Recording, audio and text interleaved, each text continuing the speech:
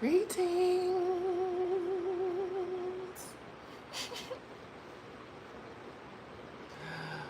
OMG. Good morning. Because I'm all in your face. Good morning. Well, oh my God, my voice already. Welcome to the morning message.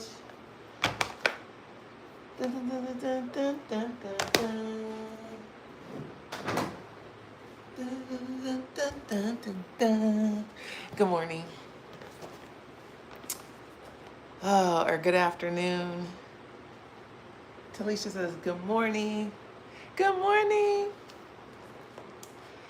I'm going to give a second for folks to kind of file in to join us this morning. See if I can adjust my lighting a bit. It's better. How are you, girl? Let me start with an introduction before I get into all the things. I'm feeling a little bit under the weather, but I'm going to push through. Okay, so y'all just hold space for me as I'm holding space with you and for you. And let me get my tea first. Let me get my tea first. Okay. Yes. Have it made and everything. So,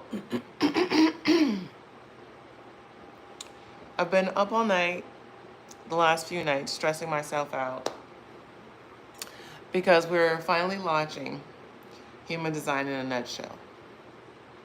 Those of you who don't know what Human Design in a Nutshell is, it literally is kind of this fast track workshop series to help you learn human design. Not just help you learn human design, but help you learn more about your human design and your body graph and what your chart means to you in your life. I haven't been sleeping well. And so it's been compromising my well-being, that is translating into a sore throat, scratchy, and yeah, just not feeling all of myself. So I'm sacrificing so much for you all. Truly. I am committed to continuing to refine all of the messaging, the marketing, and the managing of the program so that it can be impactful, so that it can be, I can be effective in getting it in the information into your hands, into your homes, so that you can learn more about yourself and how to really master your reality just by self-managing differently. So, Human Design in a Nutshell is launching this weekend.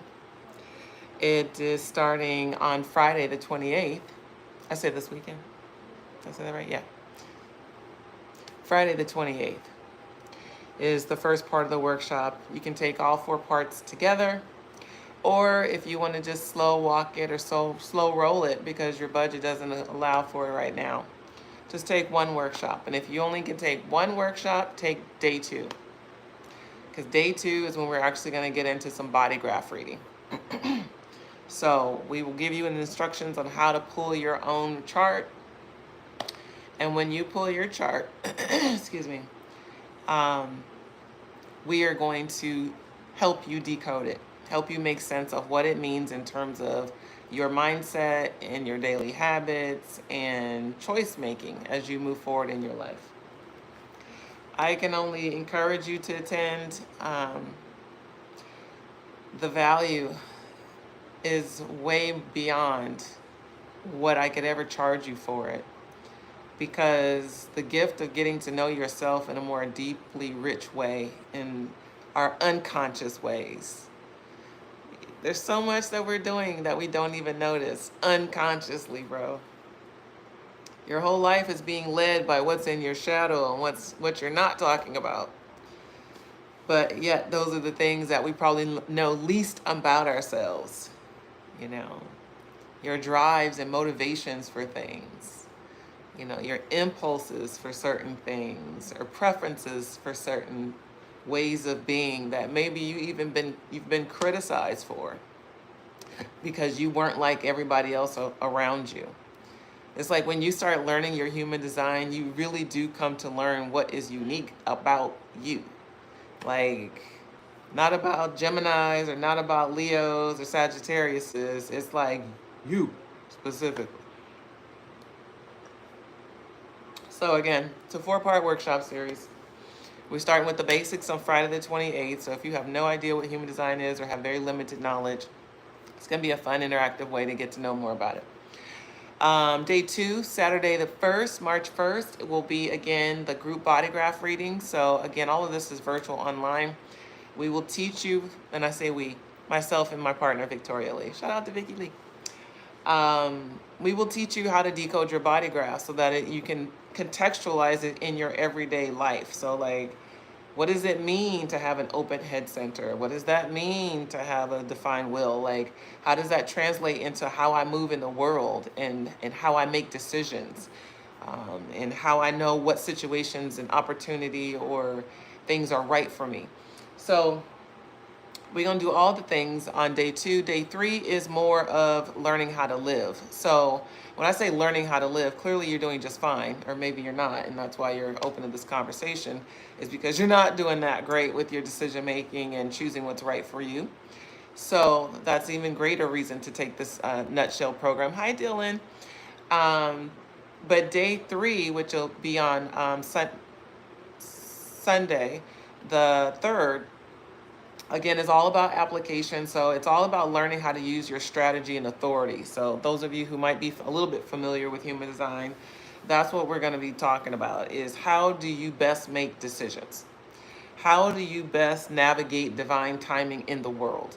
Most of us think divine timing is something that we're actually disconnected from. We're very much a part of divine timing and the flow of it, if we know how to get into it. And so human design is literally the best kept secret on how to get in flow with divine timing.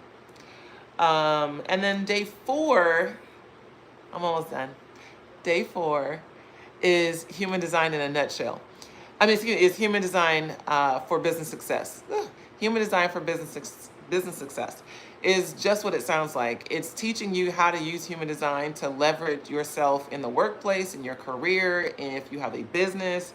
It's literally showing you how to show up as to be your best and most confident self, most certain self, meaning to not doubt yourself and to not question what you're capable of.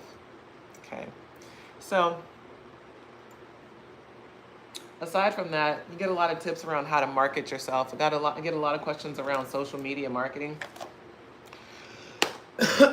because what we don't realize about social media marketing is so much of it is not just how someone looks and what they say, it's their energy.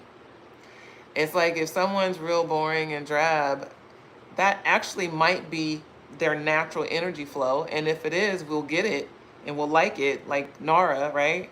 We'll get it and we'll like it. No, she's not drab. She's definitely really cool, if you know who I'm talking about. But certain people's energy flows a certain way, and it's natural for them, and it's organic and authentic, and so it resonates. And then certain energy flows are feeling very much out of line, and they're like bouncing off the walls and just not, they just don't resonate for you. There's a reason why, and human design can really help you unpack that. It may not be so important for people that you don't know on the internet, but it might be important for people that you do know in real life to really understand why you mesh with certain people and why you don't, and how you can mesh better with certain people. If just knowing your design, sometimes you don't even need to know, a lot of times you don't even need to know the other person's design. If you can, that's great, but if you don't, it's totally fine, because just learning how to change your shift to better accommodate what you need and what that person needs, you have control over that too. So, anywho, as I drink my tea and try to find my voice, go to BeGreatEveryday.com. BeGreatEveryday.com to check out the events page and Human Design in a Nutshell.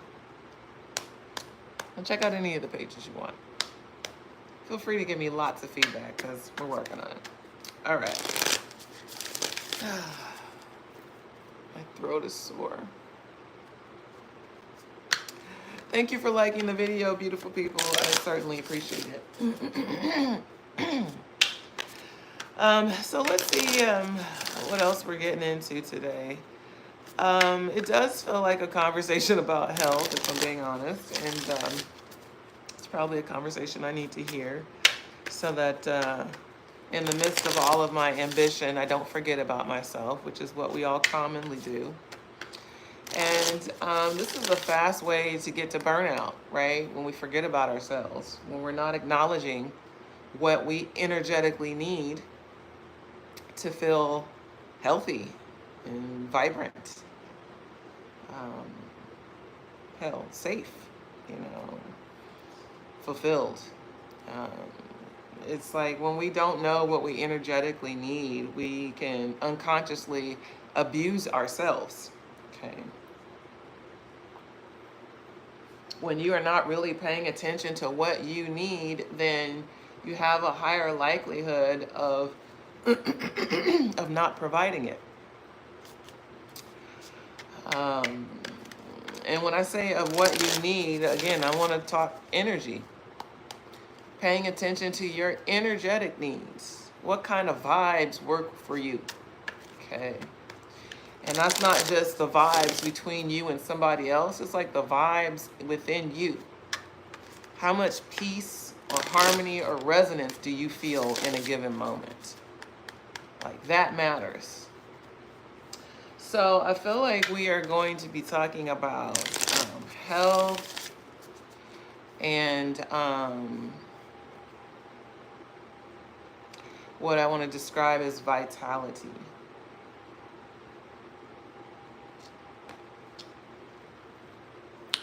So what is vitality, class? Vitality is just having like a sense of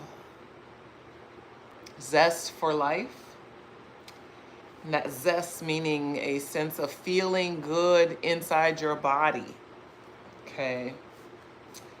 And inside your mind, right? Your mental body. And your spirit, like vitality is like that trifecta of feeling good in your body. As I'm describing not feeling good in my body today. So, as children, the decisions that we might make around our, quote, health, isn't that a funny situation or conversation right there? It's like children don't think about their health unless their health is compromised in some way, and then they're reminded of the fragility of their lives. But children don't think about health, generally speaking. There's exceptions to every rule. Every child is parented and conditioned in its own right. And yeah, maybe you were constantly taught about health and food and nutrition and diet and sleep and rest cycles and vitamins, nutrients, minerals. Maybe you were taught about all of these things, herbs and tinctures and topicals and all kinds of natural ways to nurture oneself. But most people aren't, okay? I was going to say a lot of people aren't, but I'm hearing most people aren't, okay? Hello, Alicia. Yeah, I was going to say a lot of people aren't raised like that, but I'm hearing most people. So it's like the majority of people, survey says that they don't know how to really maintain a well-balanced nutrition-based diet. They don't really know how much sleep they are supposed to get. People don't know things like, their body mass index and what percentage of fat starts to creep over into an uncomfort zone for people. It's like nobody's teaching this shit. And kids certainly aren't thinking about it. And so as kids, we may have developed habits that were counterintuitive to health. I mean, and I don't know, I grew up in the 80s. Okay, so after school snacks was always a thing. Stopping at the liquor store to get me some junk food before I got home was always a thing. I loved eating like peanut butter and jelly sandwiches after school, or I'd make me some noodles. Like, you hear all these things that I used to eat? And yes, my mom cooked and she made good, healthy meals at home. But as a kid, I still liked Cheetos and Doritos and Now Laters and bullshit. And so I wasn't thinking about my health. I don't know if any of you relate to any of these memories, my memory lane, but I don't know if you were thinking about your health as a child, if you relate to this. And so, what happens for some of us is that we grow older into habits that we developed as children as coping mechanisms. Okay. Food becomes a great coping mechanism when you have emotional turmoil in your life. Okay. Some of you still know this relationship to food. Is that when you're stressed or some shit's going on, you want what? Comfort food. And so I'm building up to this conversation around like diet, health, nutrition, vitality as essential conversation to well-being. Doesn't that make sense? So I don't want to give you a health lesson today. And honestly, I don't feel like it's a health lesson. I feel like these are spiritual lessons that are tied to our diet. And as you just heard me share, even in my own childhood experiences and traumas, is I've very much learned to use food as a coping mechanism to self-soothe some otherwise painful or uncomfortable feelings. People could more readily recognize this dis-ease or this disorder if I were a more heavy set person, if I were visually larger or weighed more, people would have been concerned about that. But I was always been a slim, trim person, and I can otherwise blend in when it comes to stereotyping people around food consumption. So, I don't know why I'm telling all these stories to you, aside from helping you to um, understand that if you too resonate with any of these experiences, that is it's relatable because you're not the only person that's experienced it. Um,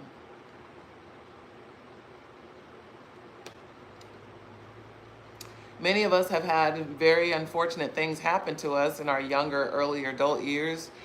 Excuse me, younger years and early adult years, and have turned to food as a safety net, um, a comfortable blanket. It's like been the warm embrace that sometimes has been needed in down moments. So fast forward, and I say fast forward, and the fast forward might be for you since yesterday when you picked out on a bunch of shit that you knew wasn't good for you. We'll fast forward to today. It doesn't matter, okay? Because today is a new day, and right now is now, and yesterday was yesterday, and you can't do anything about that, but right now is now, okay? So today, I feel like asking you all and myself, as we're in this together, this question about what can you identify to be some of the harmful effects of your relationship with food? Okay. What are some of the harmful effects of your relationship with food? Okay. Now, I know some of y'all are going to immediately tap out like, oh, I don't have a bad relationship with food. So I don't have, no, if you hear this goddamn question, answer it. Okay. Challenge yourself to go beneath the surface and just sit there and feel for what the answer could be. Maybe you don't agree that that's it, but just hypothesize, throw out some theories. Okay. Again, it's about looking at your relationship with food and what might be some of the harmful effects. And so this is going to be different for each one of us, right? Okay.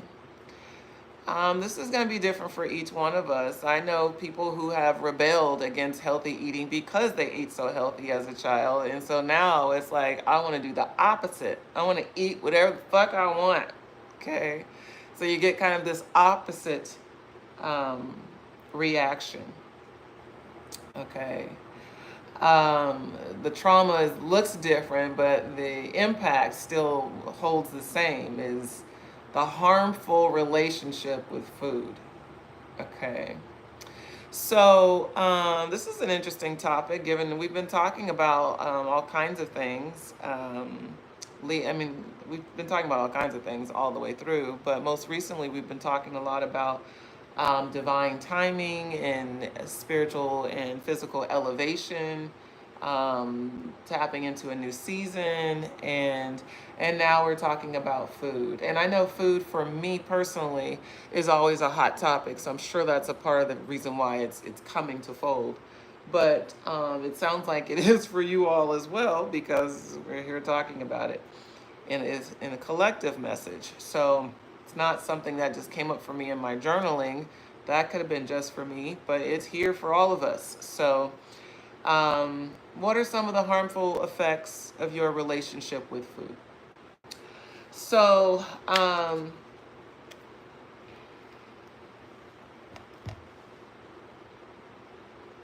I'm gonna come back to this. I'm gonna show y'all the card so I can make sure I come back to it. Just want you to see what it looks like so I can come back to it. The harmful effects of our relationship with food. So, vitality, a zest for life. Follow me. So, when I say zest, people think like zest is just like like you're just excited about life. Okay, yeah, that's a part of it. And there's another part of it that is that's more shallow than that. It's not as bold as that. To have a zest for life is just to have a desire to be in it. Um, it's not like, oh, I want to go out and get the world. It's just like, yeah, I want to be here. I I like life. I want to live life. I want to experience this human journey. Okay. So when I say zest, don't think of it in just the extreme. It's at its fundamental essence, it's just to have a desire for. Okay. To have a desire for. And so we know how, integral our diet is to maintaining our physical health and well-being so we can do the things that we came to experience in this lifetime. And while we may know that on an intellectual level, our habits and practices, mine included, show up differently. More risk-taking behaviors, whether it's through food or through behaviors or through relationships, and all kinds of activities. It's like we sabotage ourselves with some of these habits and activities unconsciously. Okay, we're not mindfully aware, oh, I'm doing this to psych myself out. We do it unconsciously because unconsciously we don't feel like we deserve to live a happy, healthy life. And I know this might be maybe taking the conversation too fast for some of you, but walk this walk if you can. And if not, maybe you want to watch the replay of this to catch it again. But it's a lot of energy. And I know this for me in my own personal life. I know that this dynamic has existed for me where I have sabotaged myself because I have felt unworthy of good things. I have worked against myself unconsciously, not like rightfully, cutting myself or abusing myself in most, obvious ways. It's more covert. which is the same for many of you. The way in which you, quote, disrespect yourself, meaning not honor yourself, it's covert. It's not, you're just talking shit about yourself, telling like, oh, that was so stupid. You're so stupid. You're not saying stuff like that. You're just putting pressure on yourself and creating unreasonable expectations that serve that same kind of pressure cooker. Okay. So, it's a lot of energy around needing to really unpack this feeling of unworthiness that is attached to diet.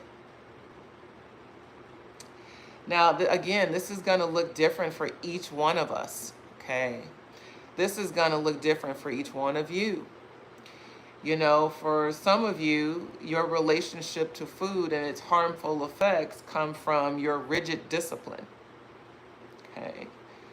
It's only allowing yourself to have this much of that thing in only these days. Like there's a rigid discipline to it that can be helpful to jumpstart a new habit, but in terms of maintaining a new habit, you do want it to be more integrative into your actual experience, not just topical, okay? Not just, I did the thing, I checked the box. It's like the integration of a new behavior is literally like you embody it, okay? It's not just that you do it, but you embody all of it. So it's like, if you are deserving of a better diet, and hear my language, not just you want to change how you eat, but you are deserving of a better diet.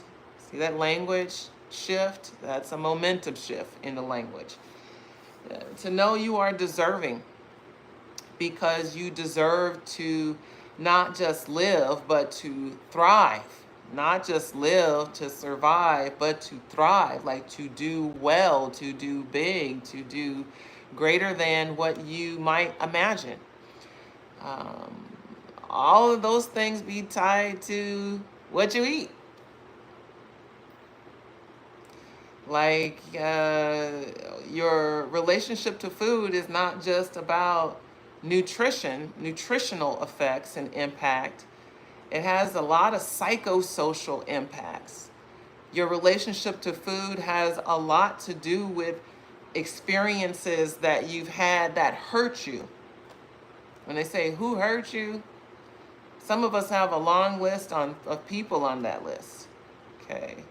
And so food started to occupy a certain role in the dynamic that was soothing. Whether it was, every Sunday you knew the family was going to get together for dinner, or anytime you had a bad day, your mom would make your favorite meal, or you would get to go out for ice cream anytime, you did a good deed. It's like all kinds of things happen in our upbringing that shape how we engage food, okay? And not just that, there's cultural context to this as well, right? Every Thanksgiving, every holiday, my auntie still to this day makes a fanfare feast of food, soul food, which we know soul food by definition typically is not the healthiest food on the planet. That is tradition in my family, okay? Tradition. The same foods, they're delicious every time. They're delicious every time. But developing a relationship like that with unhealthy food, it's a cultural expectation that you have mac and cheese and either some kind of ham or some kind of meat or some kind of something. It's like it's an expectation. You're going to have some candy yam somewhere, and it's going to be full of sugar and full of butter and full of, it's like these are expectations for certain cultures. So where am I going with this? You need to examine your relationship with food, okay, and what might be some of the harmful effects. Some of you have just a green light on your refrigerator, so whenever you're hungry, you eat, okay, even if you're maybe not justified because you just ate not that long ago, so you maybe aren't actually hungry. And quite often we're usually thirsty when we think we're hungry. That's a thing. So, everybody's relationship is different. I know my father, when he was growing up, or what I'll say, when I was growing up, my father used to love to eat a bowl of ice cream after dinner. And, he did that kind of religiously, not every single day, but as much and as often as he could. It was like instilled that he get a treat or get a dessert after dinner. And that's, again, that's a socialized norm, right? So we don't even really second guess that. But when we start talking about its impact on diet, right? And its impact maybe on what shapes our value system around food. Because I value sweets. My dad values sweets. I like sweets, and I think that they should be an integral part of your diet to an extent. So, anyways, take a look at your relationship with food and how it might be problematic. Okay. That's not that they're giving me problematic now, but the word that they kept giving me earlier was harmful. Okay. Because you might not actually see the problem in the harm, so that you might be able to see the harm. How, like, well, maybe, yeah, if I keep doing like that, then maybe da da da da da da da da. You might be able to get there. Okay.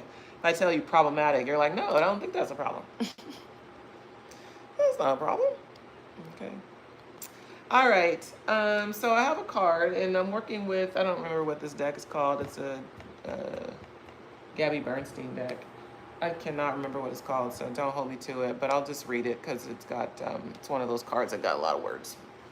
So it says, guidance is available to me now. I know that angels, ancestors, and spirit guides are always at hand. I do not walk alone. Okay. So I received this message as I'm talking to you. Guidance is available to me now. I know that angels, ancestors, and spirit guides are always at hand. I do not walk alone. So I'll just talk about my own. I can't talk two-way with you all unless you want to share in the chat. I welcome you to share how this message resonates for you and with you. But for me, this particular energy of this card in the context of this conversation around relationship to food, it feels like support.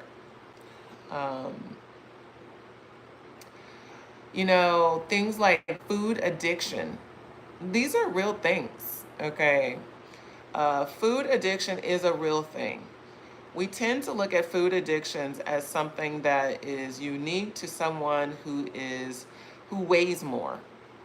We only look at that for people who weigh more or who weigh substantially less, okay?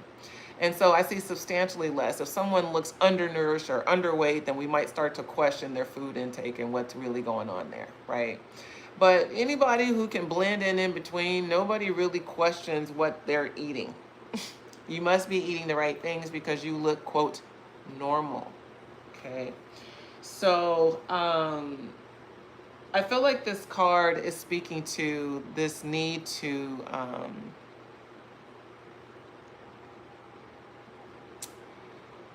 it's like it's not even about the ancestors. It is, don't get me wrong, it is, but this need to know like you are being supported. So if you have had a hard time trying to correct some of your behaviors, some of your eating habits or routines, maybe you've been trying not to eat after 7 o'clock and you still keep eating at 9:30. Maybe, you've decided I'm only going to eat, salacious things on the weekend, and every Monday you at taco night, or that would be Tuesday. Anyways, you get the gist, okay? So the card says, I do not walk alone. It says, I know that angels, ancestors, spirit guides are always at hand. I do not walk alone. Yes, it is about knowing that you have divine covering and spiritual covering, but even greater than that, it's like knowing, even greater than that, it's like knowing that you have the resilience, the resolve to beat this habit, whatever your habit might be. And there's a habit, because they're showing me like there's habits and routines that you have with food that are not serving you, that are compromising your health and well-being, and you can't stop it. And so I know for me, I got a whole routine that I got to break right now, because it's a little lady at the bottom of the hill who sells these patties. Oh my God, they're so good. But allow me, you cannot eat Jamaican patties every single day of your life. You can't do it. Cannot do it, girl. Can't do it. So that's what I'm working through. I love food. Food is delicious. I am what someone might call a foodie. Okay. But not all foods are created equal. And some of the ones that I know I eat are not that great for me. This relationship with food thing, I've been unpacking for I'll say several months, because it was last year that I really started to unpack it to a new level, to see how it ties into my shadow and my shadow work, and how I use food to sabotage myself and to compromise my success unconsciously. And maybe it's more conscious now as I'm talking about it, but unconsciously. Because I do have feelings of unworthiness that I actively and proactively am working through. I do have things from my childhood experience that I see still have an impact on my sense of self-confidence and my sense of deserving good things in the world. I see the relationship, okay? And then there's also the behavioral correction of modifying diet, okay? And making different food choices. And I know I'm not talking to myself. I know there's other people that resonate with this. And if you don't resonate with it, again, I don't think it's here by mistake.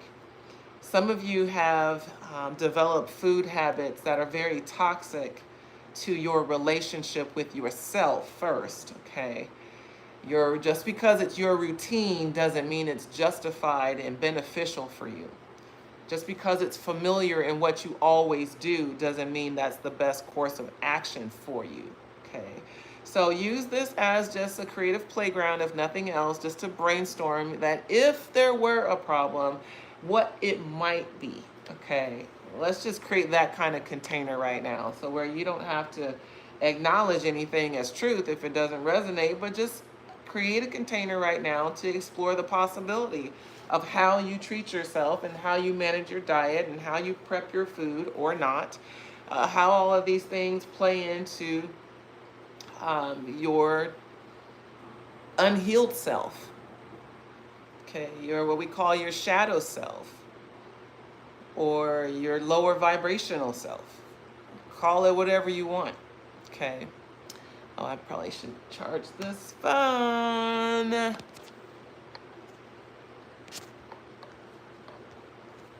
Hold on, y'all. Oh.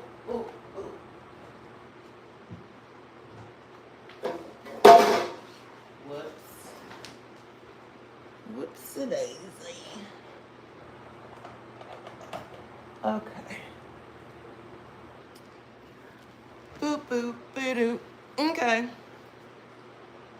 Y'all resonating with any of these messages? Or am I talking to myself today? Okay. All right, I think I'm going to keep going. How about that? I know I didn't introduce myself at the top of the hour. You know, those of you who know, you know, and if you don't, you don't, but now you will. My name is Alami. I'm sorry, y'all. I just realized I've been talking for almost 40 minutes and I never said my name. Alami Bashir. Nice to meet you. Thanks for joining.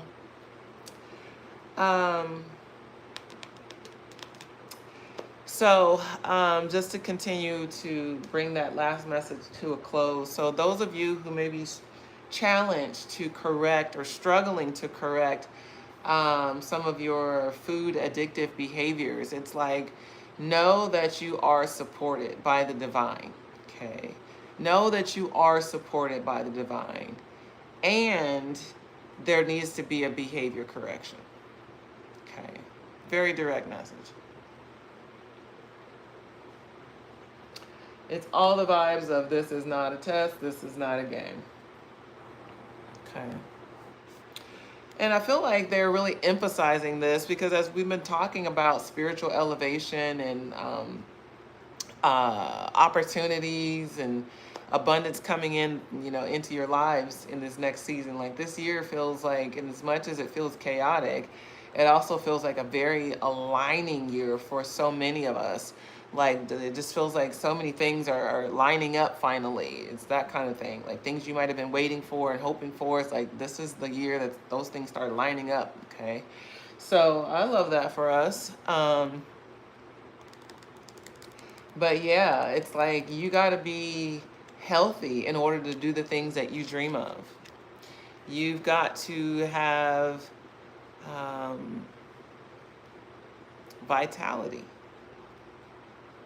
You've got to have um, not just a physical body, but an actual zest for life, a desire to want to live and live truly and authentically and freely, like to live. Okay. So it's like if you are, what they say, there's an old adage about, you're either eating to live or waiting to die. Okay. Eating to live or waiting to die. So it's a very humbling message, kids, around nutrition today. Uh-oh. Yeah, there we go. A very, very, I read that one. Very humbling message around nutrition today. Get right or get left, okay? If you in this dimension and you got hopes and dreams, you need to have your physical body in order to accomplish them. Okay. It's like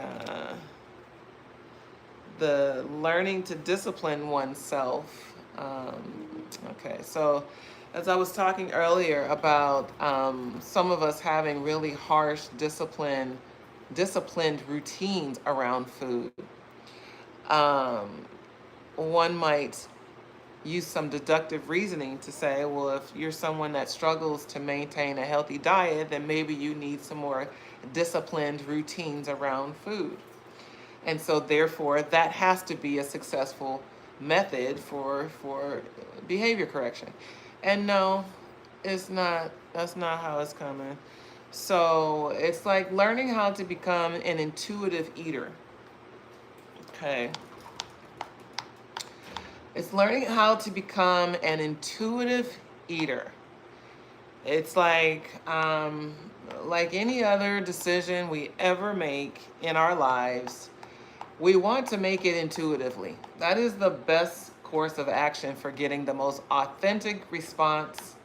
Okay, is for us to go inside of ourselves, to source our motivations for the decision, and to choose to follow our gut. That is always going to be the best course of action.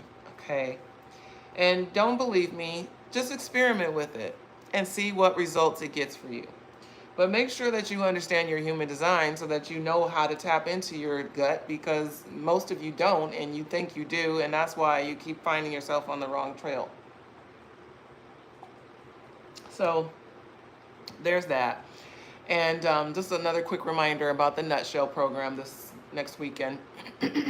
Human Design in a Nutshell is February 28th to March 3rd. It's a 4-part series. It's 90 minutes each day, and or except for Sunday. Yeah, it's quality content to help you really come to decode your body graph so you can better understand how your energy really moves in the world, how your vibe flows, how people feel your vibe. Like, to be able to give language to that experience so that you know what environments are most resonant for you and what people are most resonant for you. Like, I'm telling you, that shit is just life-changing. Oh, hello, Angel. It is life-changing, okay? So learning how to make intuitive decisions around food is key and critical to managing your diet. It's not about rigid routines. It's not about fasting. It's not about calorie counting. It's about paying attention to what your body is asking for. Okay. And you might say, well, my body is asking for a cheeseburger. Is it though? Is it your taste buds? Because your taste buds are actually not a place by which you want to make decisions. Okay. Taste buds does not qualify as the gut. Taste buds are carnal. Okay. Though they're more instinctive. And we're trying to get to intuition. What's the difference? Anything that comes from that's a carnal urge, that is coming as just a natural instinctive response. Anything that is intuitive is going to be tapped into intentionally. There's a sense of awareness around it that then you choose. Okay. It's like instincts are like reflexes. Okay. And intuition is like a response. Okay. It's because to get to your intuition, you have to actually tap into it. You have to give some awareness, some level of consciousness to it to then be able to, quote, use it. Okay. So it's a more responsive way to make decisions as opposed to reactive or impulsive. Okay. So to use the tap in method to tune in, assess, and then proceed is the way to making intuitive decisions. To tune in means that you put your awareness inside yourself. And as you're in there, you're going to start observing what is happening. What am I thinking? What am I feeling? What are my urges? Okay. That's what you're going to be assessing. Tap in, TAP, tune in, assess, proceed. That's what you're going to be assessing. Is where am I sourcing my urges from, my drives from? Where am I sourcing this decision that I'm about to make from? Is it coming from my mind, my heart, or my gut? Okay. Is it coming from the opinion of somebody else?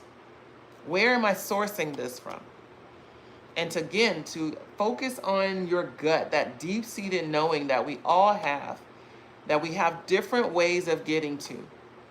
Some of you have such strong emotional responses to things that you have to learn how to ride the wave in order to get to your gut. You have to. There's no way around it. Okay. But you can get to your optimal intuitive knowing by riding the wave, seeing how it fares over time, and then you be able to draw your clear conclusion.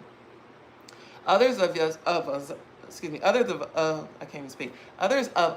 have a sharp instinct. It's like an instinctive response. Immediately when something happens, you just immediately know what's right for you. But if you don't know that about your process, if you don't understand that about how your energy flows, then you will ignore that instinctive response and go to your mind or go to your feelings and completely ignore what that first instinct was.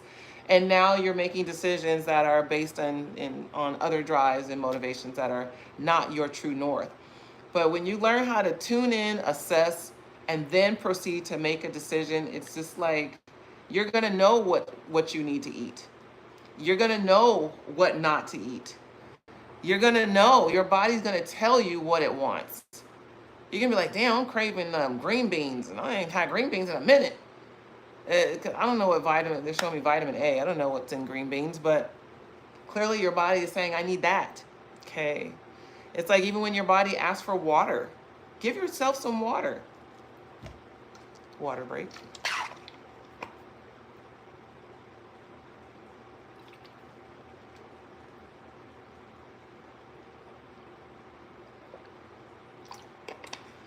Like be responsive to what your body is asking for. Okay. Angel is saying this is in alignment. Great day, Angel. I have understood and wrote about this on a deeper introspective level. I'm assuming you're talking about intuitive eating. My ancestors stay on me. They will knock food. Oh yeah, knock food out of my hand in the store. Girl, Lord, the times I've tried to go use my card to buy something, and for whatever reason, that moment, that day, my card would not go through to process. Shit, what was it, last week? As I talk about the patty lady, I went to the patty lady. I was gonna go buy me a patty. I went to try to open my wallet. My wallet zipper would not open, and I was like, "Damn! Like I just used it. I know that. It's just I know the card's in there. It's just stuck. I just can't get the zipper open. Could not get that fucking zipper open." And then, yes, me too. And then after maybe I don't know, 5 minutes, fussing with it, and I was about to be like, okay, maybe I don't need it. And I'm thinking, our spirit's already telling like, you don't need it anyway. You don't need it. Like, you don't need it. Why you don't need it? And I'm like, but I want it. So I'm like trying to get this zipper, and I got it open. I'm like, yes, and give me a patty. But my intuition was saying, do you really need it? You may want it, but do you really need it? Okay. My intuition was like, we don't need it. Okay. But did I listen? No, I don't like to listen sometimes. And neither do you. And that is why we got to continue to work toward mastery. And we'll always be working toward mastery, toward different things in our lives for the rest of our lives. And very often, again, this is why it's important to know how you're made. It's because there's certain default behaviors that we have that no matter who raised you and what happened to you, you was gonna be this way. Okay. And so there's a lot to be said about understanding your human design, man. That's all I'm gonna tell you. Okay. And I'm gonna get into one more card. If you want to learn more about your human design, join us for Human Design in a Nutshell. It's a 4-part series where we slow walk human design over 4 days. Okay. And it's just 90 minutes each day. And you walk away getting a better sense of your body graph and what your energy centers say about you. You'll learn your design type, your design strategy, and authority. And you'll learn how to apply those things in real life and in real time and in real language to your everyday experience.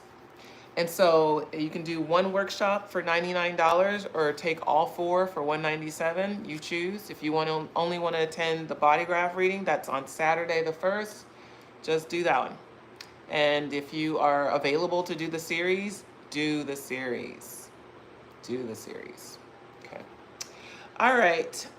Next card. And again, I don't know the name of this deck, so I apologize to those of you who like to know these things. I'll show you the card and then I'll read it. I've actually never seen this card before out of this deck.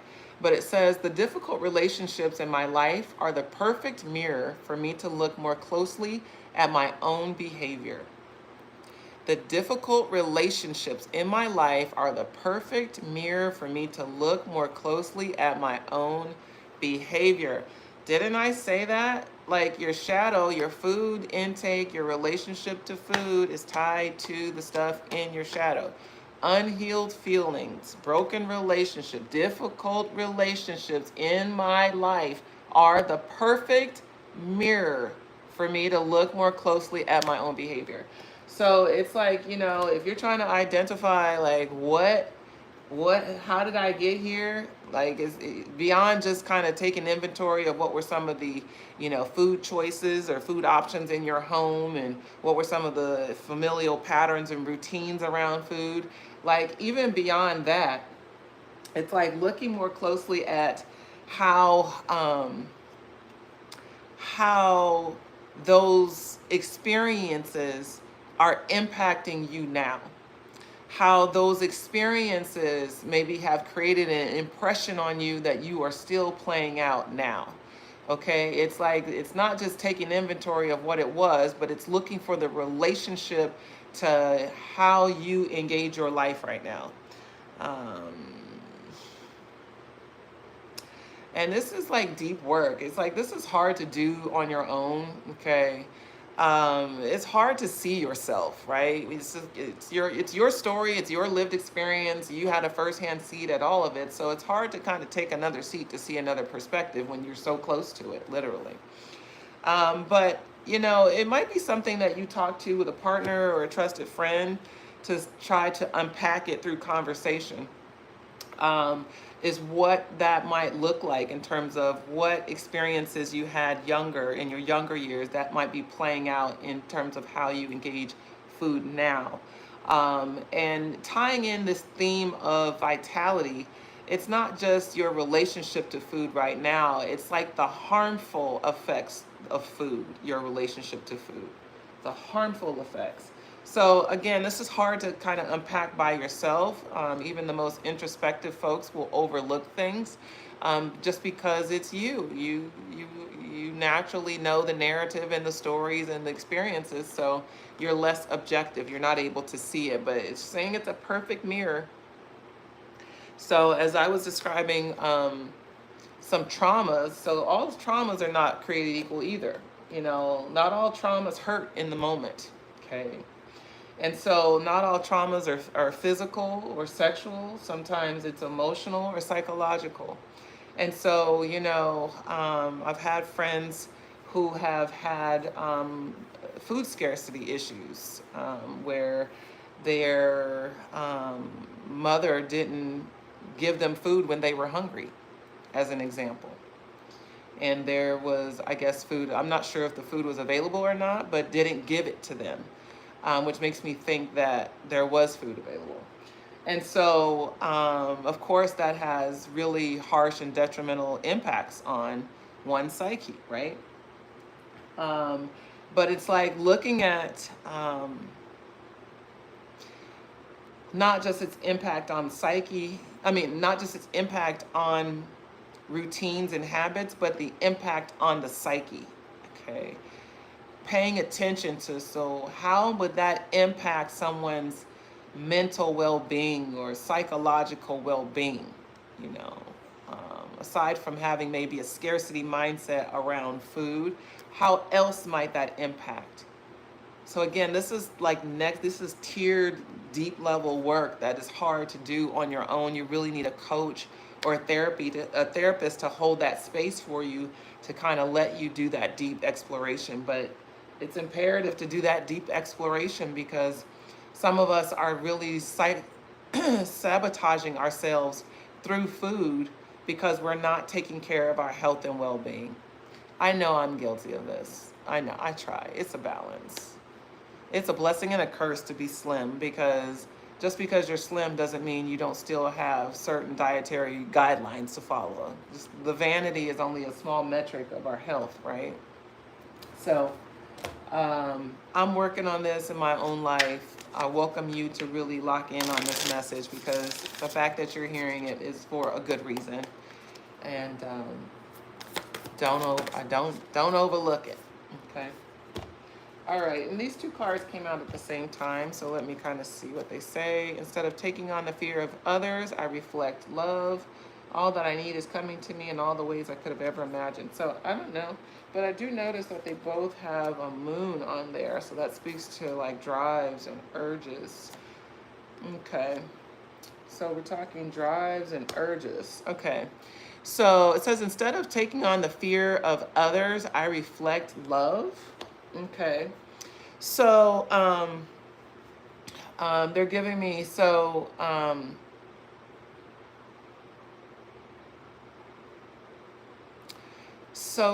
food is an interesting thing, because it's socially acceptable. It's a socially acceptable addiction on some level, because we all have to eat, right? It's not like cigarettes where we all have to smoke. We have to eat, right? So there's a essential function to this. um, Hold on. I lost my train of thought. So it's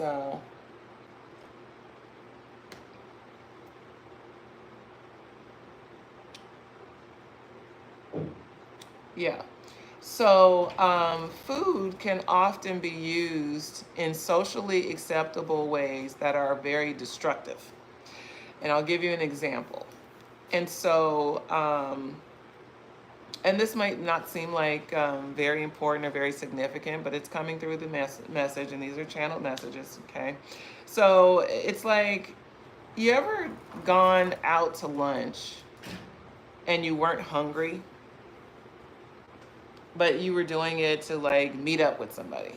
It's like, oh, let's catch up over lunch. And you maybe weren't that hungry, but maybe you still ate because you thought it'd be rude to just have them eat by themselves.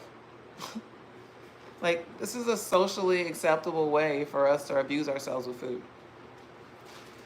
You may not be hungry, but you're going to eat again just because you don't want this person to eat alone. Okay. And that's an example. Another example. Oh, yeah. Oh, that's a good one. finishing your plate when you're full. So how many of you were taught that you shouldn't leave any food on your plate? Shouldn't leave any food on your plate when you're finished eating. You should eat it all gone, and then you're finished, even if your body is already full. So literally we're conditioned to go against what our body intuitively tells us that it's satisfied or satiated, and we still go above and beyond because we are afraid of upsetting our parent. Like, this is a very commonplace, very socially acceptable method, or I don't know what these new millennial parents are doing. Are they doing that? New millennials, they're not doing that. Do what you want. Okay, you're fine. You're stupid. 2 bites. I don't want it. Okay. And you sprinkle the whole plate to the trash. Right. Sorry. I don't know if it's quite that bad, but yeah. So, and again, it says, instead of taking on the fear of others, I reflect love. So, I'll give you another example. So, a lot of us, again, are emotional eaters. We eat when we're nervous. Okay, you ever been in the company of somebody that made you feel a little bit uncomfortable, and then you find yourself eating or snacking or just, trying to do something just to occupy yourself? Like, sometimes we eat just to occupy ourselves. You gone to a party by yourself and you've been the only, you go solo, so you're like, let me just go eat something or drink something just to make myself look busy. Okay, like, these are socially acceptable ways in which we go against our natural intuition. So this fear of what I want to say is like, it's not just like a fear of not being loved in these examples. It's like not being accepted. It's not just like love. It's a fear of not being accepted. That's a big theme for some of us. A fear of not being accepted. And I know we don't think about these things as being directly related to food, especially if you're someone that has the aesthetic of a middle of the road kind of body type where you can fly more socially under the radar. It's like we don't think about drawing these connections, but these connections connect real fast, and they connect to your life purpose real fast as well. Because if you are not sustaining your health well enough to sustain your well-being, you will not be well enough to do what you're purposed to do. So there's a lot of energy around really taking inventory around the ways in which you use food to hide fear in particular. How do you use food to hide fear? Okay. I know for some of you, you have to really sit with that one.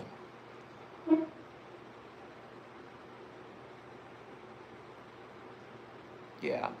If I could answer that for myself, thank you for liking the video. If I can answer that for myself, for me, I feel like my relationship to food and its harmful effects on me are largely and primarily attributed to, as I mentioned before, just routines that were set as a child. Where I didn't have the kind of parents that put a lot of limitations on the snacks that I consumed. So that's probably why I became such a hard ass with my kids. Shout out to my twins. But I didn't have, they weren't very rigid. We would have, certain junk food in the house, not like heaps, but I bought my own stuff before I came home. I buy my stuff at the store and then bring it home more than it was just available in my home. But just developing those habits, again, also as a coping mechanism for just not feeling good emotionally and mentally, I just have mastered this ability to find in fulfillment in food in ways that go beyond its function. I found fulfillment in food. I find fulfillment in food. And we say happy dance. Happy dance is usually when we see some good food, right? Like, I sourced a great amount of fulfillment from food and still do. I enjoy good tasting and textured, and I'm here for all the things. At the same time, I also draw the connection between how some of those carnal desires are sabotaging the health and well being that I not only want, but need in order to do what I know I'm here to do. And again, the fact that this message is here is not just for me to share with you my woes and my challenges, but for you to find where this resonates for you. How are you using food to sabotage your success? Okay, that is the question. Okay, they in my ass today. Shit. Next card. That's all I can do is let's just serve up some more because I'll receive it. It says, all that I need is coming to me in ways I could never have imagined. Now, this is a card that can trip me out now that I read it again. Because I feel that. I've been feeling that. Oh my God, I feel it, I feel it, I feel it, I feel it. And I think that is why I'm getting talked to about my diet. I feel it. Feel it with everything in my body. I feel the ascension. I feel it. I feel it, I feel it, I feel it. And I feel that it's mind-blowingly grand. I feel it. I feel the magnitude of the unknown, and it feels good. I feel it all coming in. You maybe feel it all coming in. It's, again, unconscious that we sabotage our success, okay? It's typically unconscious, meaning that we are not mindfully aware in the moment that we're doing it. Sometimes we are, okay? But typically, we're not setting out to destroy our lives and destroy our success when we stop and get a pizza. We're not thinking, I'm going to, ruin my future because, I'm going to, fast for the next 50 days. We're not thinking about these relationships like that, okay? We're not drawing these connections like that. But this card says, again, all that I need is coming to me in ways I could never have imagined. And again, as I'm saying, question how you're using food to sabotage, because there is, as I'm sure you can feel, there is increase coming in, okay? I can feel it for me. I don't know, can you feel it for you? But I feel this shit coming in for us. I do. I feel it real much. Real much, okay? So, it's giving tighten up, y'all. I'm receiving this full throttle. I'm feeling reminded that we are lighthouses for people. I know I am a lighthouse for people, whether I want to be or not. People look to me for guidance and direction in their own life and in their own journey, and I probably need to be here to do it. And you probably need to be around to do what you are destined to do, and who you're destined to serve, and what you're destined to create. It's like our food is nothing to play with, okay? We can play a lot of games and we can do a lot of activities, but our food should not be on the list of things we play Russian roulette with, okay? So, what does that mean? That's for you to decide, okay? I'm just channeling messages. I know what it means for me. What does it mean for you? Or are you still sitting with, I don't really think this message applies to me? It does. I can guarantee you it does. If you're listening, it does. If you're within earshot, it does. You're in the background, it does. Okay? It does. Okay. How are you using food to sabotage your success? Okay. So I'm getting this other little kind of blip message. So I don't know who's thinking about food service or catering or the restaurant business, but it's like, this is like an external excuse. And they're giving me the word excuse. So it's like, how are you using food to sabotage your success? It's like you're questioning how you're going to get what you need to own and operate whatever this venture is. You're questioning who's going to help you to serve and do all the things that are associated with this with this venture. It's that kind of vibe. It's like you're questioning how you're going to be successful in this food-based industry or this food-based venture. It's it's that. Okay.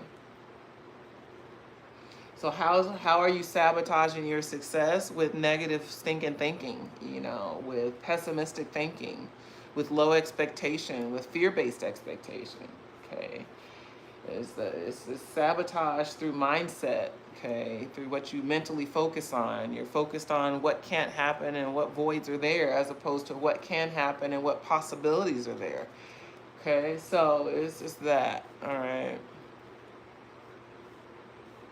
Yeah, and whoever this is that this applies to, it feels like it's a healthy venture, like it's actually, like it's not just, burgers and fries. Like I feel like there's actually nutrition in this venture. There's healthy items in this venture, and you might want to continue to improve that part of the menu. That's what I want to say. Okay. And again, I know that's not for everybody. If you resonate with that message, please let me know in the chat. It feels very specific. All right. I'm not going into a food-based venture. That's probably the last industry that I'd probably be interested to go into, is a restauranting.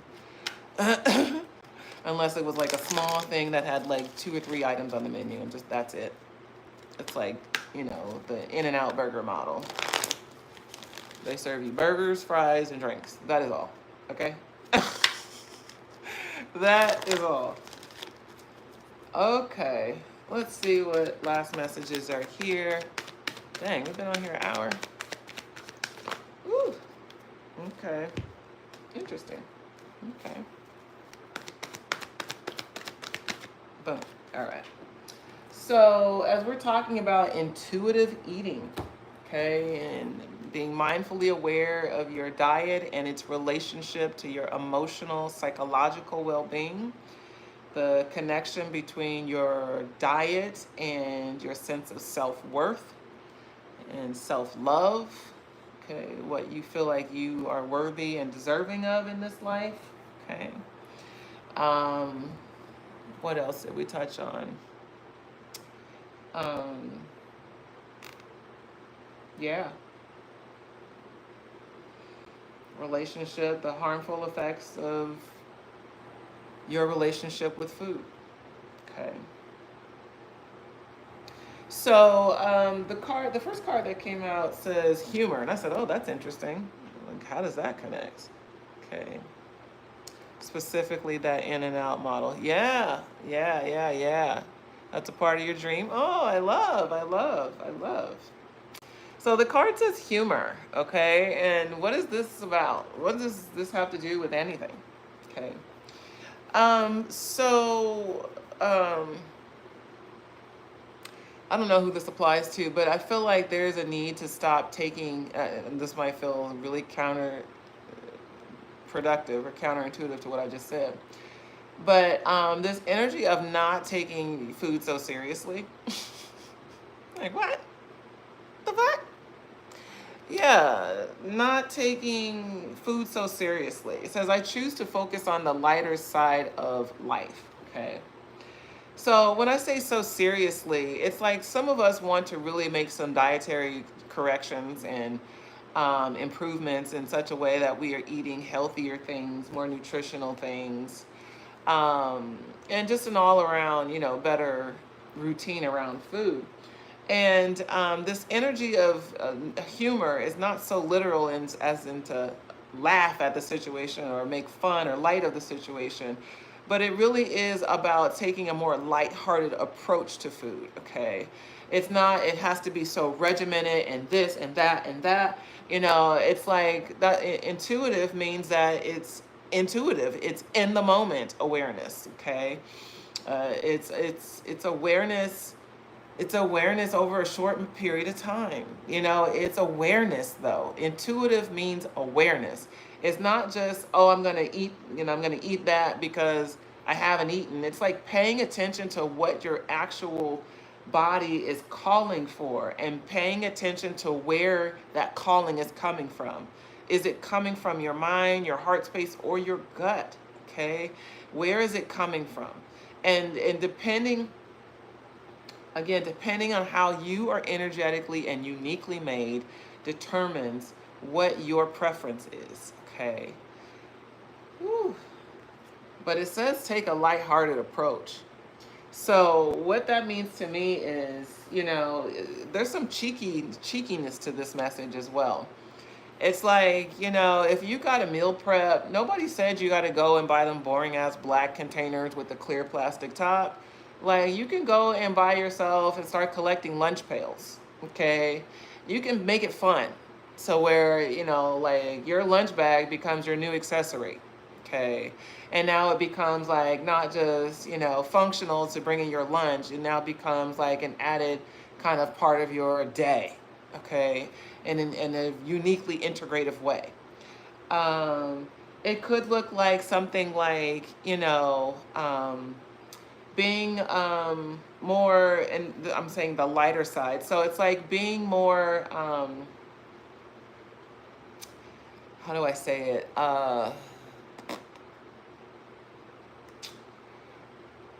It's like being more creative. Okay, it's being more creative with your food. So it doesn't have to just be a this, a that, and a that, and that's it. So it's like, getting creative with sauces, getting creative with color, getting creative with texture. I'm really on like this texture thing right now. Okay, I'm really on top of texture right now. When I cook at home, and Vic typically cooks breakfast and lunch, I'll cook dinner. And I'm real big on this texture thing. And it's fascinating. Like, it's fascinating how texture can change a meal. A bland, boring meal, you throw a little texture and it's like, oh, okay, hold on. And I'm saying that particularly for those of you who are wanting to consider going vegan or vegetarian or, what do they call it, meatitarian, but, it's like if you're wanting to draw back on the amount of animal products that you eat, learning how to prepare differently types of vegetables that will give you things like not just taste and the flavor aspect, but give you the color and give you the texture that then raises the vibration of that meal. So this humor is not just about, oh, that's funny, haha. There may be some room for that too. However, it's really about taking a more lighthearted approach to changing your diet. Okay. Another lighthearted approach might be for those of you who have children is to, I know I have children, so I remember when they were young, I didn't really want them helping me in the kitchen a whole lot because it was more work for them to help me. But another lighthearted approach might be, if you're not just changing your diet, but you're changing the diet of your family dynamic, the people that are in your household, then to have them be a part of the preparation process might be a nice added strategy for buy-in and support as you work to navigate changes in your own life. Okay. I'm looking to offer food services, restaurant, and food trucks. Oh, my girl. Okay, there it is. So I hope you caught that message, and if you didn't, run it back because it's a lot of energy on, move forward. Okay, let that continue to move you forward, and by design, continue to make intuitive decisions around what to do next. Okay, you don't have to know all the answers in advance. Let me know if you want to do a reading around that. You can book a reading and we can dive deeper into that. But congrats, maybe. I'll say in advance. So, yeah. There's something else in this humor card I'm trying to get to. Hang on. So when it comes to creativity, this is funny. So I have a good friend who's a celebrity chef, and she often uses food, and a lot of chefs do, right? They use flowers in the food. She uses flowers in the presentation of her foods. And they're often, of course, edible flowers, and probably 9.5 out of 10 times they're probably edible flowers. And so there is a sense of creativity that can come in when you are preparing your food to include things like florals. And what they're showing me is what more creative design aspects to food presentation. So um, uh, I don't know how to describe what I'm about to say. I was watching a video earlier of what looked like, I think, a street cart in somewhere in Southeast Asia, maybe. Um, and they had pineapple, and they would take the pineapple and skin it. And, you know, even though it was skinned, you could still see the little dots all over the pineapple. So then they would take the pineapple, and instead of, just, chopping it in a very traditional kind of square shape, they took the pineapple and cut it at angles to where it had lines going as diagonals through the pineapple and looked very just decorative, nothing special, just decorative. In the way they cut the pineapple, that made it more beautiful to present to their customers. So you might consider doing things like that, playing with how you cut out the shapes of the things that go in your salad or in your stir fry. It's like playing with shape, texture, color. Okay. Last card says purpose. Edible flowers to play. Yeah. Says purpose. I know what I'm here to do. What a card to goddamn end on at the end of this message. You cannot make this stuff up, kids. As we're talking about your relationship to food being so integral to purpose, we end on the card that says purpose. I know what I'm here to do.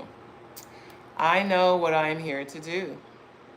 I do. I know what I'm here to do.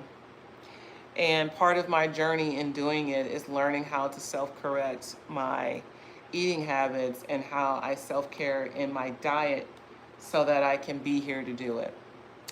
And I feel like in odd and eerie ways that many of you have the same challenge, but in a different capacity. It's like whatever the relationship is with food, whether you're withholding or overindulging or self-regulating, in unhealthy, non-intuitive ways, it's like we all stand to look at how we can improve or level up the way in which we prepare our food, okay, source our food, okay, and that's a whole thing. I feel like that'll probably be a TED Talk for another day, where you're sourcing your foods, okay, is important. Whole foods, farmers markets, local grown, all that stuff is great, okay, that's ideal, or as close to it as you can get, okay. But it's like paying attention to your whole, not just your emotional relationship with food, but your habitual relationship. Like, how often do you grocery shop? Do you meal prep? Okay. How often do you eat every day? What other supplements or alternative, I won't say alternative, but what other kind of supplemental foods, whether they're herbs or oils or whatever, grains, whatever, um, like it's time to bring these things in. If you're drawn to these things, if you're intuitively already getting the nudge around these things, it's time to bring these things in. But it's a season of really unpacking our relationship with ourselves in a slightly different way that directly points to how we show up in the world. So I'm excited to journal about this, honestly. Oh, hi. I'm excited to journal about this. I really am, to unpack this a little bit more. Yeah, I'm excited to unpack this a little bit more, and I hope you are too. So feel free to share and update anything, any revelations, any new insights, any new habits or behavior practices. I'd love to hear from you all, how you integrate these messages into your lives. Okay. I healed my body of MS through a vegan diet with no treatments or medications. Yeah, I believe you.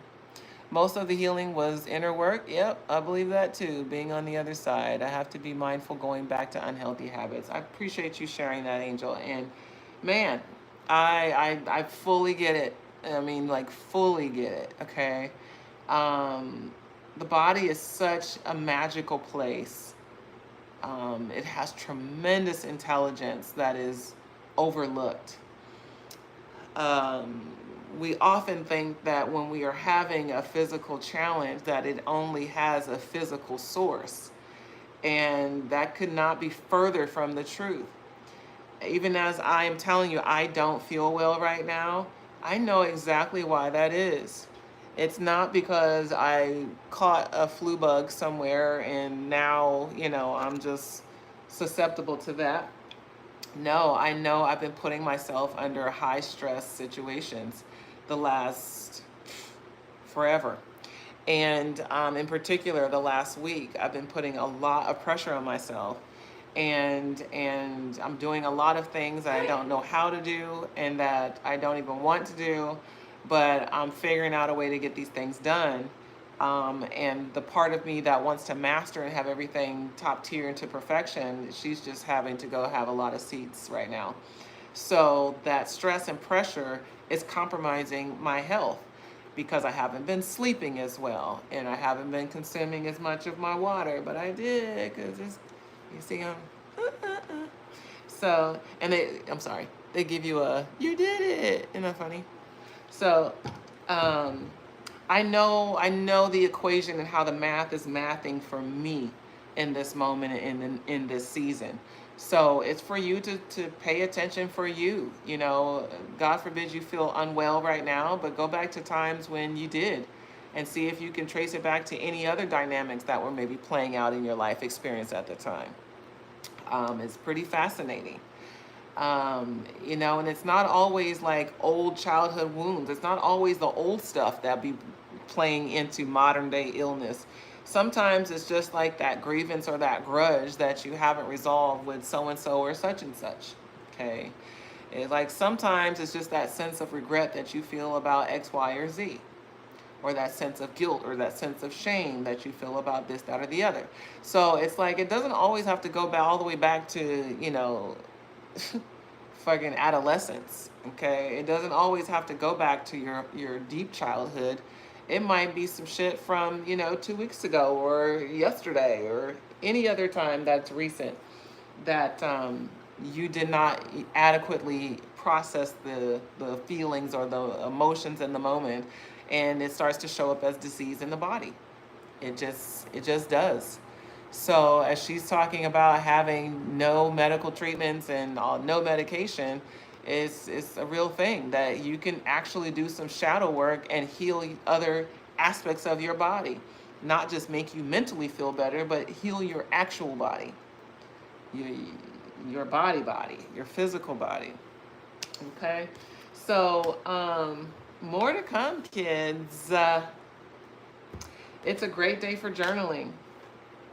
It's a great day to pay attention to the urges in your body when you call for food. And to ask yourself, where is this urge coming from? Tune in, assess, and then proceed. Tune in, assess, and then proceed. Where is this urge coming from food? Is this literally because my stomach is growling? Or is it because my mind knows I haven't put anything in my mouth in the last couple of hours? I mean, true story, right?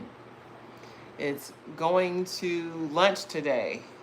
And instead of automatically getting what you always get, it's asking your body, what does it want to have in this moment? Okay. And again, tap in, tune in to assess where you are sourcing the decision from before you proceed. You want to make it intuitively. So whether that means tapping into your gut or following your first instinct or going with what feels best in the moment. Because remember, when we start talking about human design, we start talking about making decisions by your design. You know, we're talking about big decisions. You know, in human design, I know sometimes people overcomplicate it and they're like, should I get the apple or the orange? You know, like this is not life changing. We're talking about life changing decisions, like the big shit, okay, that has huge impact on things, okay? And there's a spectrum by which, things start to kind of shift in, like, okay. There's a gray area of judgment call. Is this where I should use my gut? Or this is where I should need to wait it out? It's like you can tell, those of you with an emotional authority, as an example, if the decision has to be made right now, the decision has to be made right now, okay? Period. If you cannot buy yourself more time to be able to put them off, to circle back, and it's got to be made right now, you've got to give a decision right now, okay? But most big things in life, we have a little bit more leeway to those things, little bit at least. Even if you got to decide today, it's like, hey, can I get back to you in a couple hours? And then you sit with the feeling to check in a couple times before you have to then give your answer. So there's always a way to create space and time for our big decisions. And our small judgment calls that we make day to day that, should I wear the yellow shirt or the purple shirt? You don't have to know your human design for that. But if you're trying to decide, should I go on a second date with this guy? Or should I give this girl, $50 because she asked me? It's like, you need a different kind of mechanism to be certain of what you're discerning to decide. I know it is part of my purpose to help. It is part of your purpose to and help others. What is part of your purpose, honey? I missed that part. Catch me up. I missed it.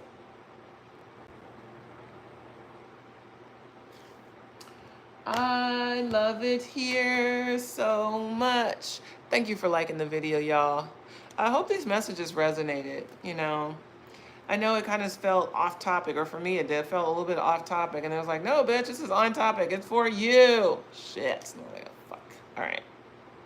So I'm going to have to listen to it again so I can get all of it, because I can't channel here at the same time. So I'm going to do that. And I invite you to as well if you find value in it. In the meantime, in between time, I'm going to invite you all to go to BeGreatEveryday.com. And again, if you want to learn more about your human design, you can book a one-on-one reading right there inside the platform, BeGreatEveryday.com. Go to the programs link, and you'll see it right there, Human Design Consultation. We're happy to introduce you to your energetic self and how you can use that information to really make some life-changing decisions that you love, okay, that align with the life you want to live. Human Design in a Nutshell. Again, it's February 28th to March 3rd. It's a 4-part series. You can take 1 part or 2 parts or 3 parts or all 4 parts. I recommend, if you're going to do more than one, you buy the 4-part series because you actually save money that way. So it's either one for $99, or if you want the whole 4-part series, which I highly recommend, that you not only just learn the intro to design, learn how to read your body graph, learn how to apply it in life and in business. That is what you get with that 4-part series. So it's $197. I welcome you all to go to BeGreatEveryday.com. Again, it's only 90 minutes each session, except that Sunday it's going to be 60. But we are absolutely going to get into the thick of things in such a way that you'll walk away within that 4 days. You're going to walk away feeling way more confident about how you are energetically made and how to continue the journey of exploring yourself, because it's not a one and done, by the way. Like, once you open the door to human design, you're going to get more curious and more curious about yourself and more curious about yourself. And it's just a beautiful, never-ending matrix, as I say. But if you want help getting jump-started, if you're new to it, you don't really know what it's about and how it really is a thing. Like, if you're into astrology, you absolutely want to learn human design, because astrology is a core principle or a core framework within it. Yeah. Go to BeGreatEveryday.com, or you can go to Instagram, send me a message. If you go on Instagram and you are a follower, I'll send you a promo code in my DM, okay? I'll send you a promo code if you're a follower on Instagram. DM me right now, okay? DM me the word ready right now, and I'll send you a promo code that you can use to save off the Human Design in a Nutshell series, okay? All right. Love y'all.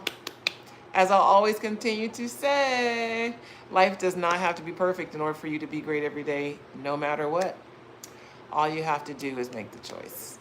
So, choose to be great every day, no matter what. All right, y'all. Peace.